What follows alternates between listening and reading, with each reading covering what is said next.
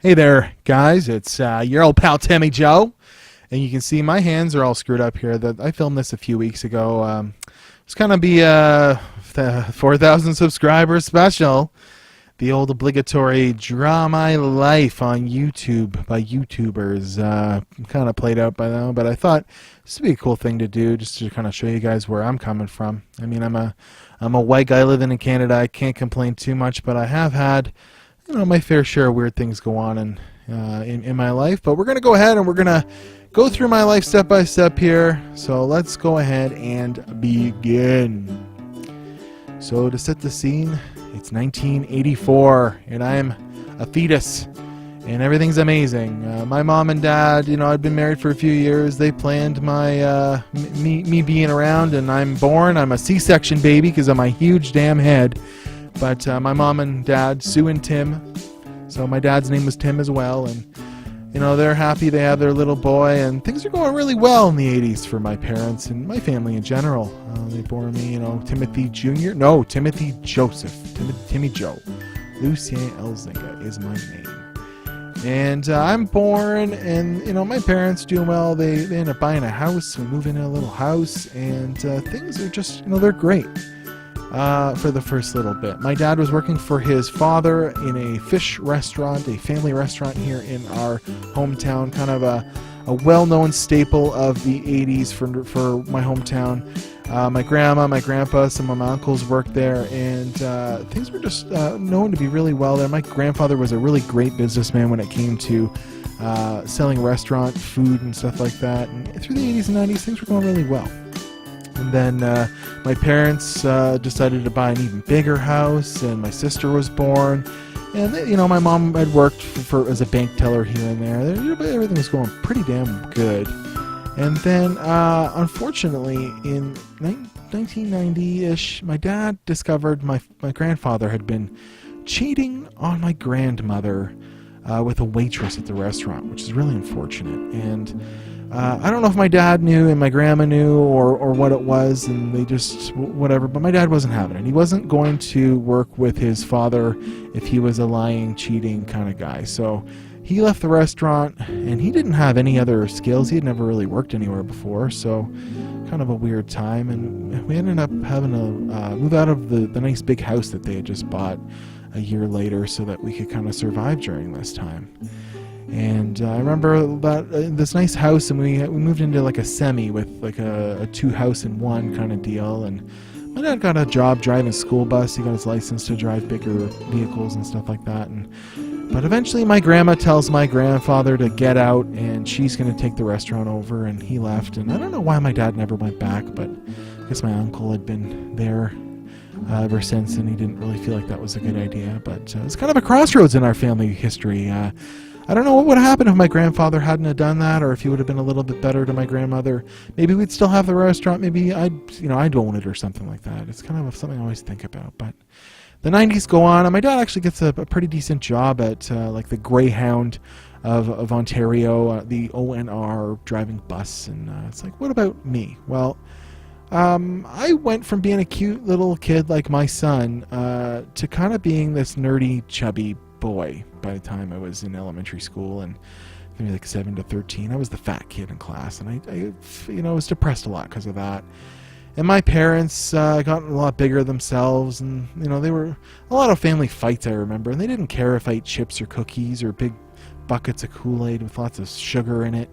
They didn't pay attention much, and it made me depressed. And there was a lot of family fights, and things got worse. And I remember being this Star Trek nerd kid in elementary school. I was always kind of made fun of, and I brought my Star Trek toys to school. People made fun of me, and my parents had money issues. And but what was good in grade 7 and 8, I got really tall all of a sudden. I'm as tall as I basically grew as tall as I am now then, and I got really good at basketball, and everyone kind of liked me for that, which was cool, because I was a lot taller than everyone else.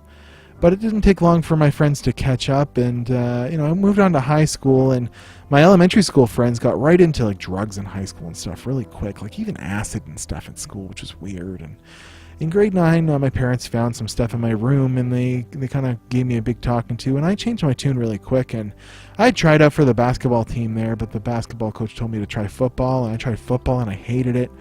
My parents were fighting. I had money problems even more, but they did get me a guitar early on in my, we started being in bands and stuff. I got some really good friends around grade 10. Things were going really well, actually. Me in high school, I got a few jobs. I got some girlfriends. I got my license. Things were going well. I lost my virginity, and I got a little bit of partying in and stuff like that. Good times. But near the end there, my grandma got sick and the restaurant closed, and my mom and my dad went through a bankruptcy. They grew even further apart. My sister was always pretty sad because my mother was really hard on her. My mother was a big, hard lady to deal with. She was depressed all the time. She used my father for everything. She could never keep a job. She was really bad with money, even though she handled her family money. And she told me at the end of high school I needed to either move out and find a job, or I had to go to college and I could stay living with them. I never really understood that. She got me a student loan that I didn't even really want, and I went off to computer college, and I don't really know why I did that. I didn't feel like that was something I should be doing. But at the same time, my mom meets someone online, and she starts sort of cheating on my father, and she went as far as to go to the UK to see this person. She spent some money on plane tickets and stuff like that. And I remember when she got back, I had a big talking with her, and she got really mad at me. She threw an ashtray at me, and she actually ended up calling the police on me, even though I was pretty calm, just because she needed me removed from the house because she was afraid she was going to hurt me. So I go to computer college. I hate my mom, and I move out. I was living with friends for a bit, and eventually got a little place of my own, and had some good friends, some good girlfriends, but I always had to do things on my own. I never relied on my parents too much. I did get my college diploma, but it was for networking for a 2-year program. I didn't pursue it enough, and instead of getting like a job at a college, I just went and got a job at a call center, which was bad, working for a cell phone place. And I had a girlfriend that smoked, and that I met in this call center, and I thought I loved her at the time. Moved in together, and she was a really bad influence on me. She was always smoking weed, and I smoked a lot of weed because of her, and it got us into some harder drugs, and I started smoking cigarettes and weird things like mushrooms and painkillers and stuff, and some other friends got involved with that. But in 2006, I decided, you know what, it's time to break up with this girl. I need to get my life in order, and I need to move out of North Bay, my hometown. I needed to get kind of something different going on. So I moved out, but I moved out with the bad influences that were kind of getting us into drugs and stuff. We moved to Barrie, and I started working at the Honda plant, which was actually a really good thing for me. At first it was kind of bad and missed a lot of work and stuff like that, but I started losing some weight working there. I was running. I stopped smoking. I stopped smoking weed and stuff like that, and I really kind of broke up with this girl for good at this point, or at least I thought. But Honda's contracts ran out, and I ended up moving back to North Bay because I couldn't keep a job in Barrie. And I moved back to North, and I actually reconciled with my parents at this point. Been a lot of time since then, so they let me move in with them for a little bit, and it was nice to kind of hang out with them at that point. They were doing a little bit better in life. So then I moved in with some really good friends of mine from high school and a few other friends, and we had a really good time, a big party house. And although I was drinking a lot and stuff like that then, it was kind of the time to do it. I didn't have a job at the time, but I ended up getting a good job at a body shop.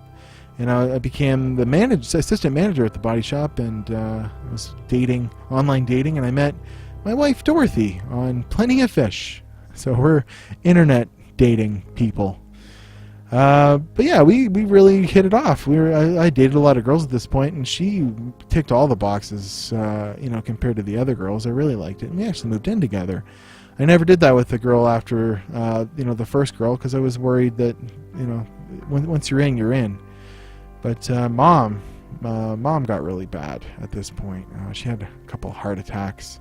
She had like a splint put in her heart valves. She was smoking, as much as ever, and she never listened to the doctors to stop smoking. And she really wouldn't lose any weight or listen to anybody, even though doctors were telling her left, right, and center, your life expectancy is going down and down every minute you smoke, or don't lose weight. And she started drinking even. But me and my wife, Dorothy, we were doing really well at this point. We had moved in, and I decided to ask her to marry me, which was awesome.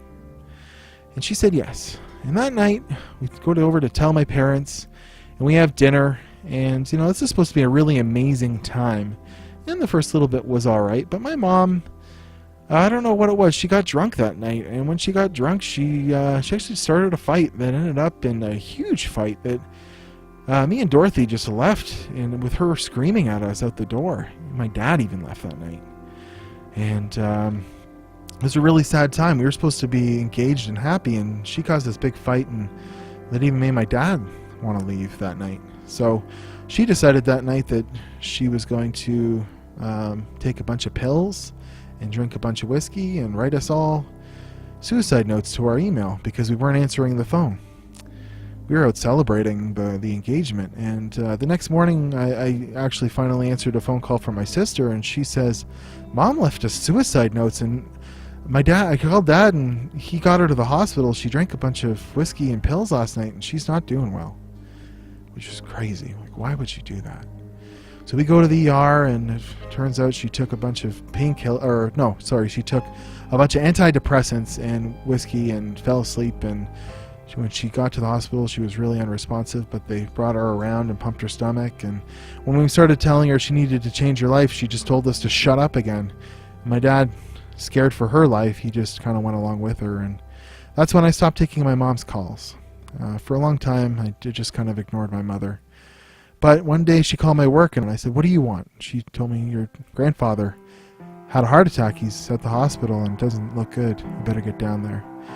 Turned out my grandfather passed away from a massive heart attack. My dad was down there, and he was pretty broken up. So that night we all gathered, the family, and I had a night with my mother, and my sister was down, and my sister got in a fight with my mother, and she came over to my house and told me all about the fight. And then my dad called me, and he says, your mom's had a heart attack again, and she's on the way to the hospital.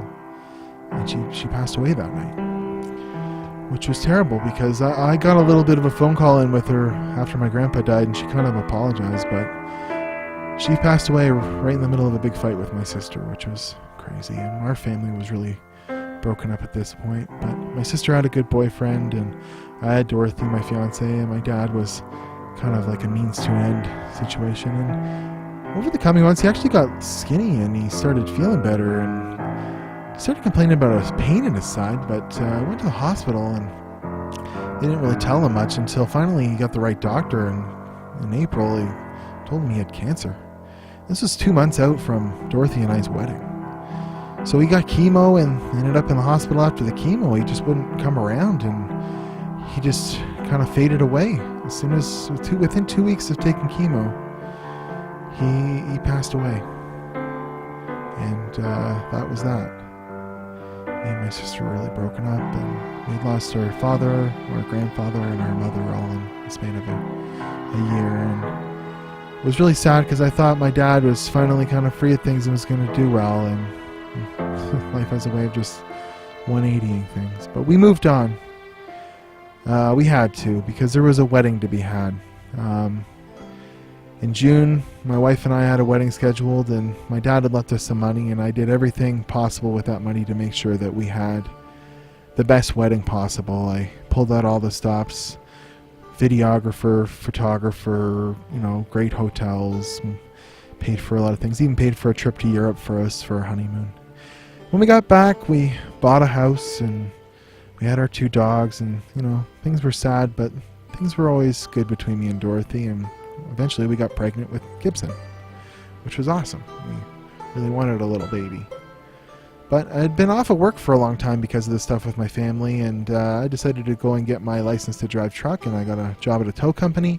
And then eventually I got a job in the tow company answering phones, and then Gibson was born.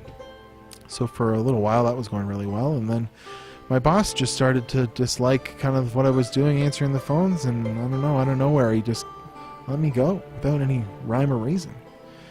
He didn't even have a reason on the record of employment, so I was able to get employment insurance again, which I'm still on to this day.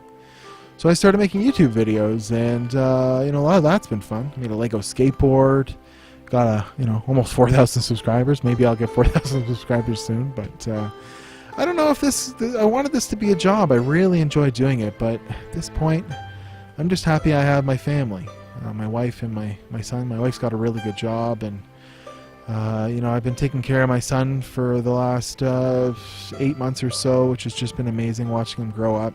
but I've got to find a job soon. Like, unfortunately, I gotta get back to the real world, and it's probably gonna be that I gotta go drive truck or something silly. So, not really sure what's next. But I don't know, guys. I don't really want to play too big of a victim. I know that there are real people out there with real problems, but at the same time, I have had some pretty crazy hardships in my life, and I don't know. Maybe what I've told you here will change something for the good for you. But hit the like button if you like my video, and I'll be back later on this week with some little happier videos, maybe some sort of build video or something. But you guys have a good day. Bye-bye.